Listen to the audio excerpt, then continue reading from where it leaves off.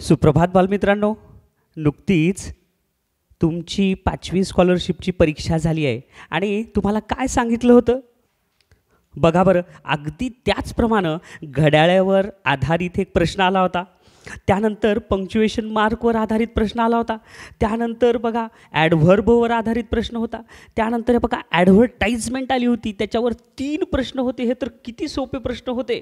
त्याच्यानंतर बघा capital letter कशा पद्धतीनं असावं, पंक्च्युएशन मार्क ह्याच्यावर सुद्धा आधारित प्रश्न आले होते. त्याच्यानंतर पुन्हा समूहदर्शक शब्द हे कसे आहेत त्याच्यावर प्रश्न आला होता.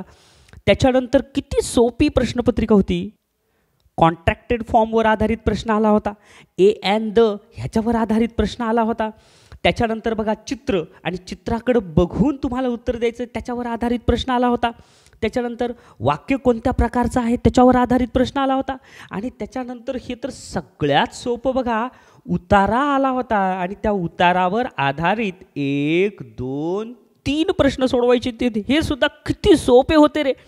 त्याच्यानंतर पुन्हा फिल इन द ब्लँक्स हे तर उतारावर आधारितच होतं. त्याच्यानंतर बघा चित्र बघायचं आणि चित्र बघून जोड्या लावायचं हे तर प्रश्न फारच सोपा होता. क्रियापदाचे भूतकाळी रूप ह्याच्यावर सुद्धा आधारित एक प्रश्न हे पण आला होता.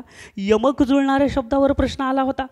त्याच्यानंतर उद्गारार्थी वाक्याची सुरुवात कशाने असते त्याच्यावर आधारित प्रश्न आला होता. आणि हा तर प्रश्न जशाच्या तसा जशाच्या तसा गेल्या वर्षीच्या किंवा त्याच्या अगोदरच्या प्रश्नपत्रिकेतला आलेला आहे. किती सोपी प्रश्नपत्रिका होती बालमित्रांनो. मला तर ना फार आनंद वाटला बघा हे पेपर सोडवताना.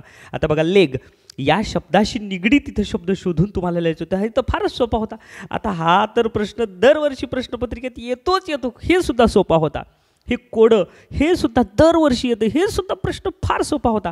आता बघा हे सगळे नंबरप्रमाणे एक वाक्य तयार करायचं आणि वाक्य तयार करून अर्थपूर्ण कोणते नंबर आहेत ते नंबर पर्याय शोधायचे हे सुद्धा दरवर्षी होतं. एकंदरीत ही प्रश्नपत्रिका मला खूप आवडली आणि इंग्लिशचा पेपर तर अत्यंत सोपा होता बरं का मुलांनो.